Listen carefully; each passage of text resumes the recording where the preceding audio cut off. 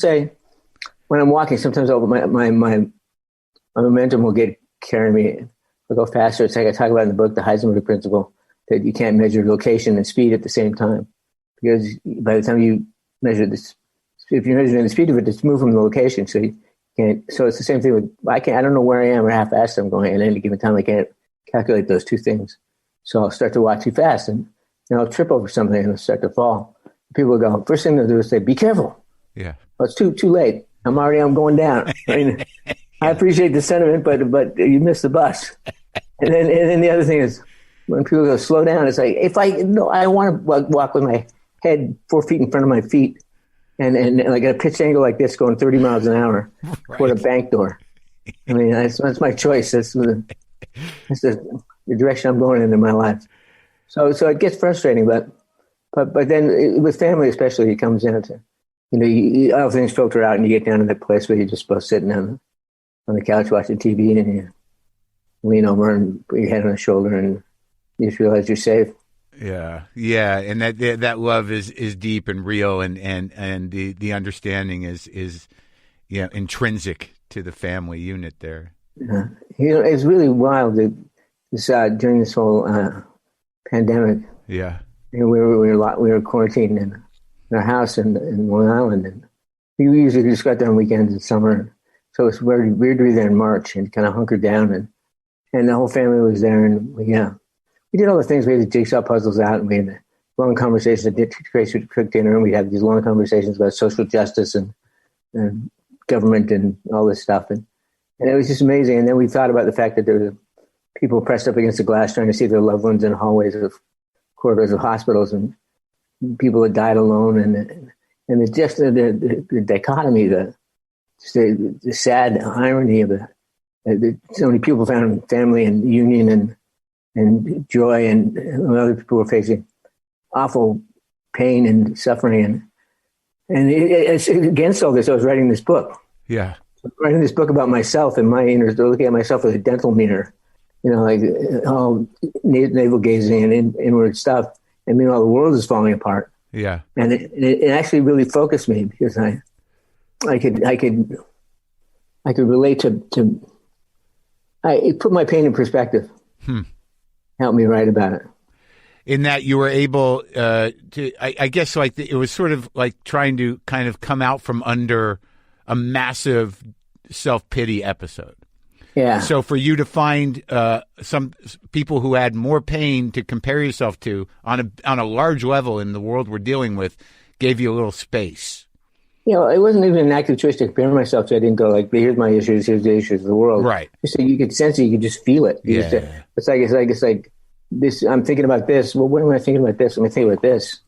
Right. And looking at it from this angle, from that angle. And actually, it freed me up. And a lot of times, it helped me get silly, because I mean, sometimes you just have, you're in the business, It's like, like Trump said, occupation fool with an E at the end, just to piss him off. Yeah. Yeah, right. You have to look at things through a different lens, and it was really strange too. I don't write. I can't type. Right. And I can't write with a pen. You need a Rosetta Stone to figure it out. Right. So I dictate, and I have this partner, my producing partner, Nell Fortenberry, and she would be on, because she was locked down in her place in Sag Harbor, and we would get on this thing, and I'm a Luddite. I don't. But this is really weird that I've managed to get through this so far without screwing it up somehow. And so I was really new to this whole FaceTime thing. And I just said, wow, look at the person that's there. Do you know something? Yeah. And I'd be writing. I'd be sitting there going, the crow was in the treetop and blah, blah, blah. Yeah. And she read it out. And then I go to the bathroom, and I go and I come back and I bring 2 glasses of water. One for her, one for me. And they go, oh, no, you're not here. You were in it. I was lost in it. Yeah, that's hilarious. Just a swirl of the world kind of being screwed up, and it was a nice place for me to slip in and do my inventory. Wow, I mean, and so that was the writing process. That's something else. So you would sort of you would think it and then dictate it, and then she would write it down. Yeah, I'd have notes, and I'd go, like I'd say, today I want to talk about. I always wanted, because it's such a odd thing. I write about television. I write about golf. Yeah. I write about just these strange things in my life. I'd say, I'm going to talk about television today. So then I just have these notes and the jumping off plays, and I'd write it. And it's funny when you speak it, if you speak it with the intention that it be on the page, it's funny with humor, like the way we time a joke. Right.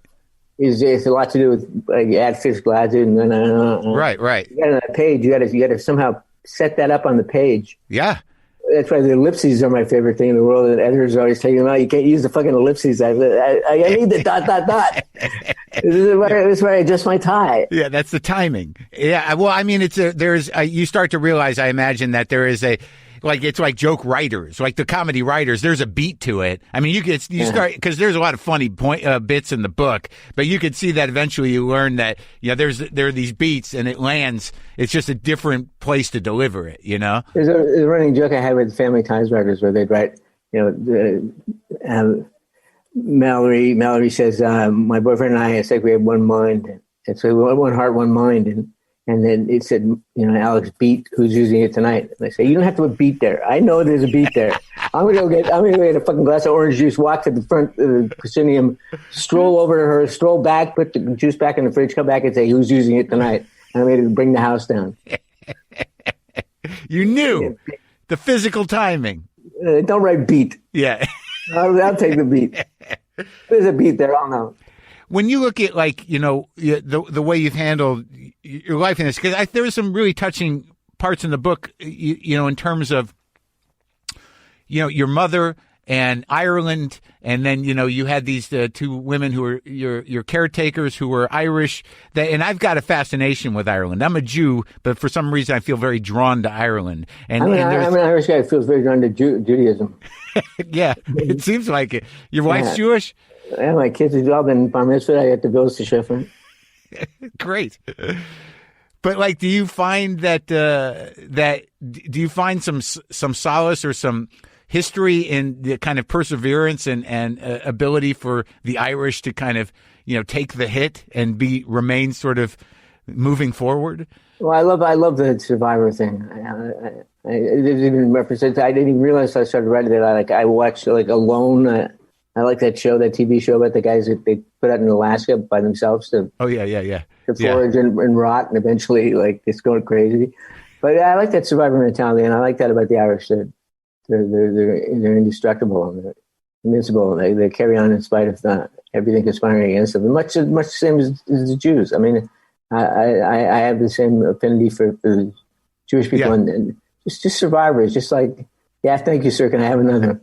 Yeah. Thank you, sir. Can I have another? Yeah, I think that the Jews are sort of more there's a different pitch to the complaining. Yeah. Well, it's like I described that. I don't do very good dialects, but our accents. But there was the two nurses that I had, and one was the morning nurse who was very Michael, good morning, Michael, and then I had the other one who had that kind of thing. They're both from Galway. So there was no reason they just had different accents, but they did. And the other one had everything was questioning. Where do you think you're going? What do you mean by that? And what do you see you going? Yeah, I love that. I just love that. She's one I told to go to the Grand Canyon. So where were you? Grand Canyon. Oh, well, you should go. Oh, my fellow wouldn't let me go. Who wouldn't want to go? I said, Go to the Grand Canyon. Did she ever go? I got her big coffee table book at the end of the biggest coffee table book for the Grand Canyon I could find. Oh, that's beautiful. Yeah. It seems like there's been I'm not outside your family as well, but I found that, when you decided to quit show business because you didn't, was that another moment of that you had to weigh? Was it practical or were you feeling sorry for yourself? What was the dialogue initially? There were two kind of quittings. There was one after Spin City, which was in 2000. Yeah. I retired and I said, I'm going to start the foundation. And then I started the foundation and I got going and got legs real quickly. And after a couple of years, it was going well. And so I was getting, people were asking me if I wanted to do some acting. And Bill Lawrence, who did Scrubs, asked me to come and do Scrubs and did Boston Legal. And I did that. I did Curb Your Enthusiasm. I did Dennis's show, Rescue Me, and That was great. And started to get a lot of attention. I got some Emmy nominations and an Emmy. And so I was like, wow, I have this second career that I didn't think about. And I started doing Good Wife and did 26 episodes of that. And it was a nice kind of career because there was no financial imperative. It was just I loved doing it. And I could find a way to assimilate, to use my, to use Parkinson's in a way, like the affect of it, if not the essence of it, to play a guy with OCD, and to realize that I can't stop my hands from moving, he can't stop his hands from washing. It's the same thing. So I just live that and apply that, and then I found I put Parkinson's to work. I brought it into the family business. I made it bust its ass and do some work. And with a Good Wife, I played a guy who had tardive dyskinesia, which is like Parkinson's. And he used it to manipulate people, and I love the opportunity to show that disabled people can be assholes too. Yeah, no, I think that whole lesson, when Dennis Leary, he brought you in and challenged you to a certain degree to play a guy, that wasn't, a Parkinson's guy, and he was kind of an asshole. And, that your initial response, was resistance. But it seems to me that, like, not unlike many other episodes in your life, that, that your brain was, trying to sort of work with this disease, accept the disease, integrate it and have sort of a strange partnership with it of acceptance. And it seems like those roles really helped you kind of, see it for what it was, but also see the power of it. Yeah, exactly. It's exactly right. And then what happened with what you're alluding to is the second quitting or the second retirement was I did a couple of things just after my back surgery. So I'd been somewhat, it was a different kind of disability than the Parkinson's. It's kind of right. The two don't get along really well because Parkinson's wants to move my body and freeze it in different places, and my spine wants to not send energy to places. So it's kind of dead energy. It's kind of weird to work with. So I was doing these other things. I did Kiefer's show, the Designated Survivor, and I did an episode of The Good Fight. Yeah. And I had a hard time for some reason. I was always, when I did Family Ties and I did stuff when I was younger, I could look at the script and I could look at it for 5 minutes and go, I got it. I knew it. I could just download it. Before I knew what downloading was, I would just download this shit. I would know it. And it kind of always stayed with me that I had that ability through Spin City and stuff. And I started doing these shows and I couldn't remember my lines. I couldn't get them. I couldn't. When I was so busy trying to recover them that I couldn't speak them in the way that I wanted to, according to what I had in mind for the character. Yeah. So I just, and it was about that time that I saw Once Upon a Time in Hollywood. Oh yeah. And the great scene with Leo when he goes in that he can't remember his lines on the show, and he goes into the dressing room and he berates himself and just kills himself. So I had that moment. I walked into the dressing room and I said, no, this is when I'm supposed to yell at myself in the mirror and say, you fucking idiot, you don't know your line. I just went, this is where I'm at. I can't do this anymore. Well, that's certainly better. You waited until you fell on the floor and broke your arm to berate yourself. Yeah, that I berated myself, and that was after. But like I can't, like, it's really hard for me. Like when I read the book, there are this sort of, your humor, your sense of humor, and you're sort of like almost desperate need to navigate and maintain this relationship with your body. In an intellectual way. The way you confront it, it seems, was never sort of like I'm fucked, but it was sort of like, okay, this is doing this now, so now I've just got to do this to counter this, and then I can walk. It's just this ongoing sort of vigilance of working with this partner that is a degenerative illness. Yeah. And I've never, like, I don't know many people with these kind of illnesses, but I mean, that in and of itself, it would seem that, the desire to sort of give up would be sort of always pending, but I never got that sense from the way you discussed it. And also the fact that you just kept doing shit. I mean, that trip to where was it? Well, before Africa, even just to Kathmandu, is that where it was? Bhutan, yeah, Kathmandu is on the way.